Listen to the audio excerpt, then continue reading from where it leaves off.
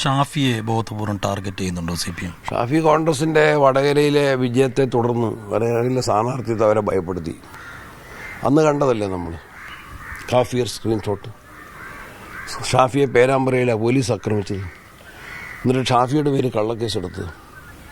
പാലക്കാട്ടെ വിജയത്തിൻ്റെ ഉത്തരവാദി ഷാഫിയാണെന്ന് എല്ലാവർക്കും അറിയാം. തിളങ്ങി നിൽക്കുന്ന ഒരു യുവജന നേതാവ്, പ്രതീക്ഷ നൽകുന്ന ഒരു യുവജന നേതാവിനെ ഏതെങ്കിലും തരത്തിൽ ക്ഷീണിപ്പിക്കാൻ അവർ പരിശ്രമിക്കും. പക്ഷേ ഷാഫിക്ക് കോൺഗ്രസിൻ്റെയും ജനങ്ങളുടെയും കൂടുതൽ പിന്തുണ ലഭിച്ചുകൊണ്ടാണ് ഷാഫി മുന്നേറുന്നത്. മാത്യു കുഴൽനാടൻ പറയുന്ന പോലെ സെലിബ്രിറ്റി ലീഡേഴ്സ് ഉണ്ടോ കോൺഗ്രസിൽ? ഉണ്ടുണ്ട്. ഉൾനാടൻ ഉൾപ്പെടെയുണ്ട്.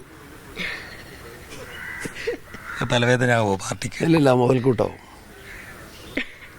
ശരി.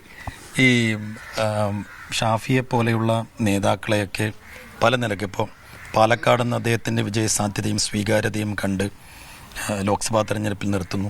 അത്തരം പരീക്ഷണങ്ങൾ നിയമസഭാ തെരഞ്ഞെടുപ്പിലും തുടരുമോ? അതിൻ്റെ സ്ട്രാറ്റജി ആലോചിച്ചിട്ടില്ല. ഇപ്പം നമ്മൾ പഞ്ചായത്ത് ഇലക്ഷനാണല്ലോ. ഇതിലെ സ്ട്രാറ്റജി ഒന്ന് കഴിയട്ടെ. അത് കഴിയുമ്പോൾ നിയമസഭാ തെരഞ്ഞെടുപ്പിന് അതിൻ്റേതായ സ്ട്രാറ്റജി രൂപീകരിച്ചുകൊണ്ട് നല്ല സ്ഥാനാർത്ഥികളെ നിശ്ചയിക്കും. കോൺഗ്രസിലെ മുഖ്യമന്ത്രി കുപ്പായം തയ്പ്പിച്ചു വെച്ചിട്ട് കുറെ പേരുണ്ടെന്നാണ് LDF CPM വിമർശനം. കോൺഗ്രസിനാണ് മുഖ്യമന്ത്രി എന്ന് സമ്മതിച്ചതിന് അവരുടെ ആ സത്യസന്ധതയ്ക്ക് പ്രത്യേകമായിട്ടുള്ള അംഗീകാരം കൊടുക്കണം.